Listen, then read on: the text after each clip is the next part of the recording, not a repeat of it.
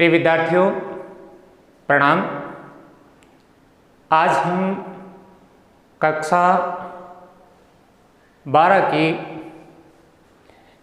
ऐच्छिक हिंदी की पाठ्य पुस्तक अंतरा भाग 2 के काव्यखंड की अंतिम लास्ट या सेकंड लास्ट कविता नंबर 10, जिसका शीर्षक है रामचंद्र चंद्रिका, और उसका तीसरा भाग है, तीसरा पार्ट है, तीसरा काव्यांश या छंद है, जो छंद अंगद के नाम से है। उसके बारे में आज हम विस्तार से चर्चा करेंगे और शब्दों को भी जो कठिन है उनके अर्थ को जानते हुए और उसकी व्याख्या या उस काव्यांश का सामान्यीकरण करेंगे। ये जो छंद है ये आपका सवैया है। देखिए, इस कविता में और अगली कविता में हम कवित और सवैया छंदों के बारे में पढ़ेंगे। तो पहला जो था वो कवित था। कवित में क्या होता है बच्चों? 4 चरणों का छंद होता है। वो 4 चरणों के छंद में इसमें 16 और 15 पर विराम होता है, और छंद को सुंदर बनाने के लिए, लय बनाए रखने के लिए 8, 8, 8, 7 यानी टोटल हो गए 31 वर्ण पर यति होती है। अब आप इसमें 2 शब्द आए हैं, विराम और यति। विराम में ठहराव ज़्यादा होगा, यति में कम होगा। आप देखते हैं कि जैसे दोआ है उसके भी 4 भाग होते हैं, ठीक ऐसे ही इसमें भी एक तरीके से 4 भाग हो जाते हैं। और एक बात और ध्यान रखें, कवित जो छंद है उसका अंतिम शब्द है वो गुरु होता है।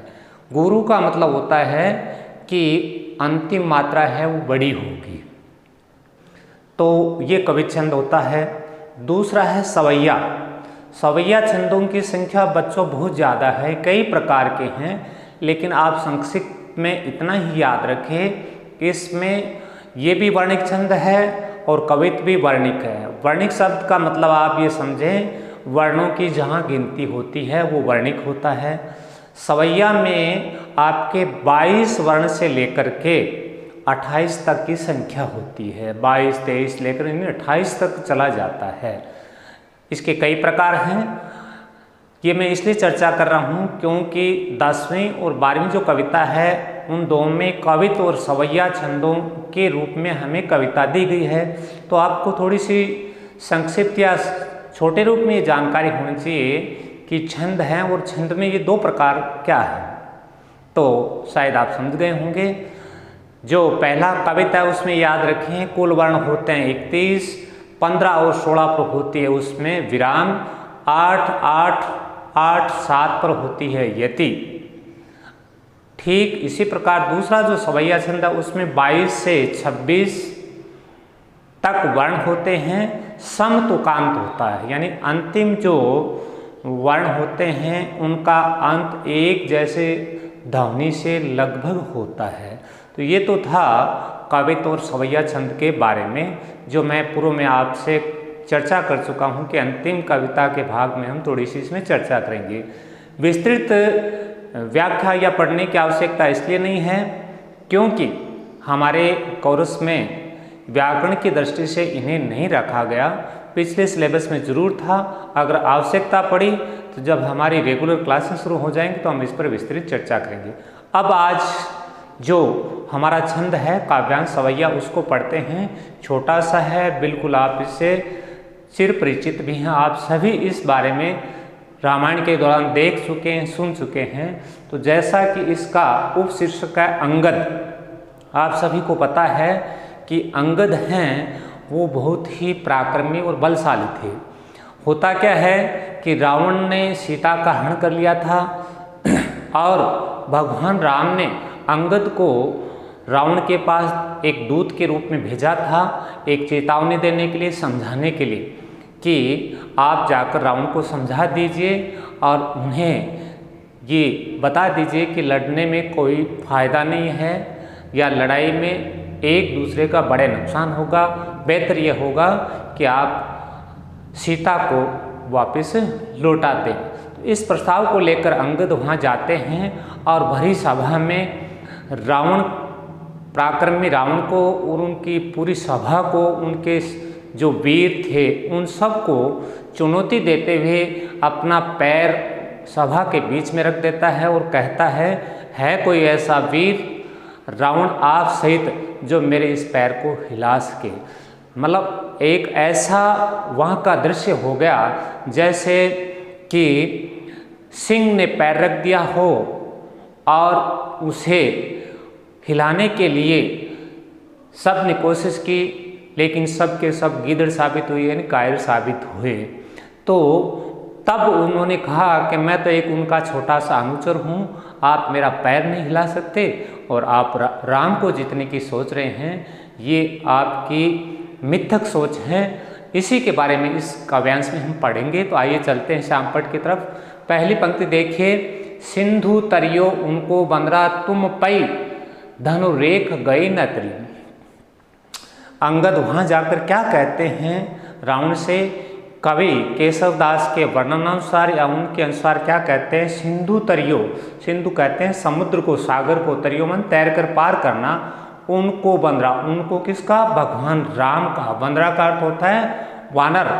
यहाँ बंदरा शब्द है वो व्यंजना को अभी व्यक्त करता है। तो कहते हैं कि हे रावण, भगवान राम का एक साधारण सा वानर अर्थात हनुमान जी के लिए यहाँ ये कहा गया है सिंधु तरियो, सिंधु को तैर कर पार कर लिया।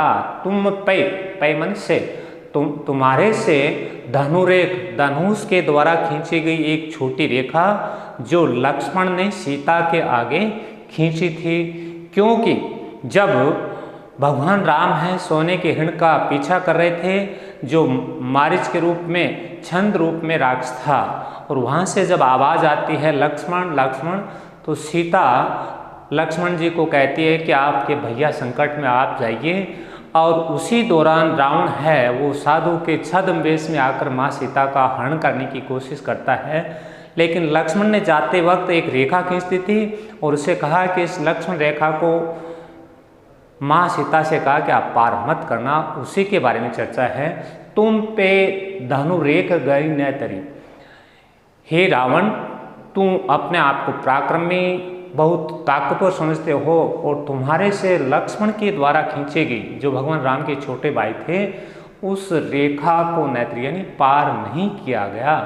आप जैसा अपना पराक्रम दिखाते हैं, महात्म्य का वर्णन कराते हैं, वो बात आप में नहीं दिखाई दी।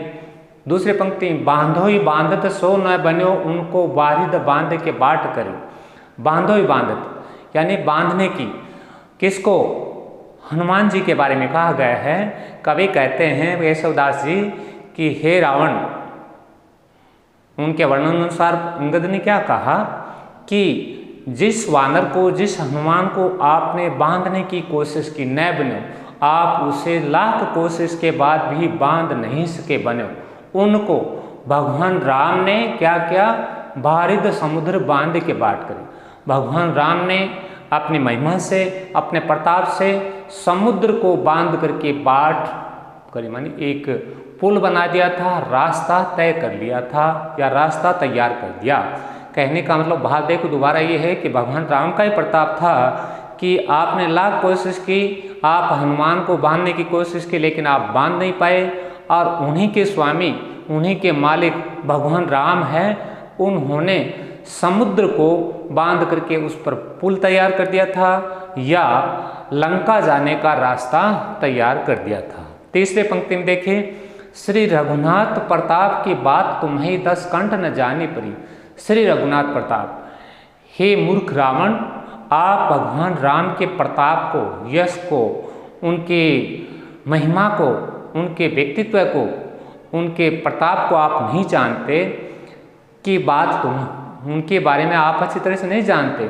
10 कंठ का अर्थ रावण नए जाने प्रिय। हे रावण 10 कंठ, हे रावण आपने भगवान राम के प्रताप के बारे में, उनकी वीरता के बारे में, उनके पराक्रम के बारे में, उनके धैर्य के बारे में, उनकी सहजता के बारे में सब कुछ गुण थे, लेकिन यहाँ वीर से बचो, इसलिए यहाँ हम प्रताप ही कहेंगे। हे रावण आप भगवान राम के प्रताप और वीरता के बारे में नहीं जानते। अंतिम पंक्ति, तेलन तुलन पुंछी जरी न जरी, जरी लंक जराई जरी। तेलन तुलन पुंछी यानी तेल से भीगी हुई रुई। आपको पता होगा रावण ने ये कहा अपने जो सभा के साथी थे या अपने सैनिकों से कि वानर को सबसे प्यारी पूंछ होती है तो इसकी पूंछ में आग लगा दो, और उसी का यहाँ वर्णन किया गया है कि आपके सैनिकों ने, आपके लोगों ने हनुमान की जो पूंछ है उसमें तेल से भीगी हुई रुई, पूंछ में तेल से भुगी हुई रुई को जलाने की कोशिश की, जरी न जरी, लेकिन उनकी पूंछ भगवान राम के यश के कारण, भगवान राम के प्रताप के कारण या भगवान स्वामी उनके स्वामी की कृपा के कारण पूंछ तो नहीं जली, जरी न जली, नहीं जली, लेकिन क्या हुआ, जरी लंक जराई जरी। आपकी जो हीरे ज्वार से जड़ी हुई सोने की लंका है वो जरूर जल गई। कहने का मतलब ये है कि रावण के पास जैसा वो कहता था वैसा कर नहीं पाया, भगवान जैसा नहीं कहते थे वो करके दिखा दिया। भगवान को जाने की आवश्यकता नहीं थी, सिर्फ रावण को अपने दूतों के माध्यम से और अपने यश या प्रताप के बारे में उन्हें एक तरीके से सब कुछ बता दिया था। लेकिन मूर्ख व्यक्ति होता है, जो अहंकारी होता है, घमंडी होता है, बच्चों वो कभी अपनी कमजोरी या अपनी कमी स्वीकार नहीं करता, और इसी का कारण ये रहा कि रावण को भगवान राम के हाथों मरना पड़ा।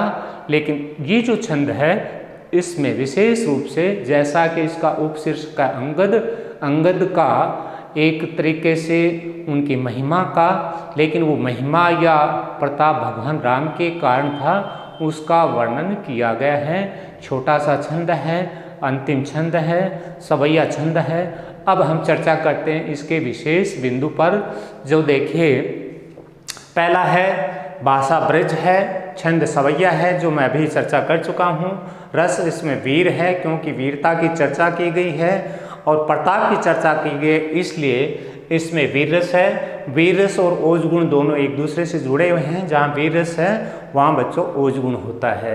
इसके बाद जरी न जरी, इस जरी और इस जरी का अलग अलग अर्थ है, यानी शब्द एक जैसे हैं, यदि उनका अर्थ अलग अलग हो तो वहाँ होता है यमक अलंकार। पूर्व वीडियो में पिछले छंद में भी ये मैं चर्चा कर चुका हूँ। इसी प्रकार दूसरा जरी लंक जराई जरी, इसमें भी जरी और जरी दो शब्द हैं। इन दोनों शब्दों का अर्थ जब हम शब्द अभी व्याख्या किए हैं उसमें आपने देखा होगा अलग अलग अर्थ है। यहाँ भी यमक अलंकार है। और अंतिम सातवां बिंदु बांधो ही बांधत तेलन तुलन, इसके अलावा भी बहुत सारे आपको 2-4 उदाहरण और मिल जाएंगे, जैसे बारिद बांध के, ये भी अनुप्रास अलंकार है। शायद मेरे को बताने की जरूरत नहीं है, इतना अभ्यास हो चुका है बच्चों आपका कि अनुप्रास अलंकार आप आसानी से पहचान सकते हैं। तो इस प्रकार देखिए ये इस काव्यांश के विशेष बिंदु थे, और पहले हमने इसकी व्याख्या पढ़ ली। तो आज ये 10वीं कविता का तीसरा छंद और इस कविता का अंतिम छंद, यहाँ आज कविता है वो पूर्ण होने की तरफ है, समापन की तरफ है। आप सभी को पहले इनकी व्याख्या को याद करना है और विशेष बिंदुओं को भी याद करना है। उसके बाद इस कविता के जो प्रश्नोत्तर हैं जो मैं आपको भेज दूंगा वो आपको हल करना है। आप सभी ने इस पूरी कविता को और अंतिम छंद को बहुत ही रुचि और निष्ठा के साथ देखा, इसके लिए आप सभी का बहुत बहुत धन्यवाद।